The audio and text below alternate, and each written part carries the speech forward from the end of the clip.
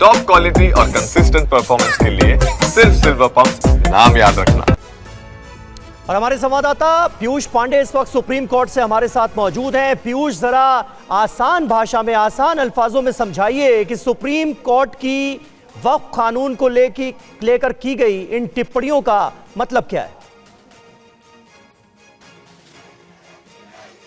बिल्कुल समीर, देखिए पहली जो टिप्पणी थी ये उपयोगकर्ता, यानी कि जैसे आप हैं और आप अपनी संपत्ति को वक्फ को दान कर देते हैं, तो ऐसी स्थिति में जो पहले कानून था उसमें कोई प्रतिबंध नहीं था, लेकिन जो मौजूदा कानून है वो प्रतिबंधित करता है सीधे तौर पर उपयोगकर्ता अपनी जो संपत्ति है वो नहीं दे सकता है। दूसरी बात ये थी कि जो अदालतों ने वक्फ घोषित किया था उन पर भी ये सरपास करता था, ये जो कानून है मौजूदा वो सरपास करता था। तो सुप्रीम कोर्ट ने कहा कि जो अदालतों द्वारा घोषित किया गया है वक्फ, उसे डीनोटिफाई नहीं किया जाएगा, और जो उपयोगकर्ता है, यानी कि जैसे आपने कोई दान कर दी संपत्ति वक्फ को, तो उसे डीनोटिफाई नहीं किया जाएगा मौजूदा कानून, जबकि उसे डीनोटिफाई करने का स्पष्ट निर्देश देता है। और दूसरी जो स्थिति थी उसमें ये कहा गया कि कलेक्टर द्वारा अगर कोई विवादित जगह जो वक्फ से संबंधित है अगर वो सुनी जाएगी, तो ऐसे समय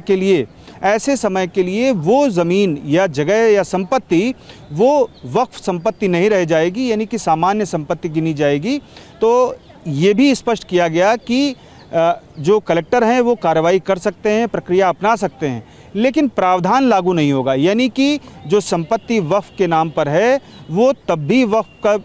रहेगी जब तक कि प्रक्रिया चल रही है कलेक्टर की, जबकि कानून में ये साफ तौर पर कहा गया है कि वो डीनोटिफाई कर दी जाएगी, यानी कि वक्फ संपत्ति नहीं रहेगी जब तक कि कलेक्टर विवादित मसले को सुन रहे हैं।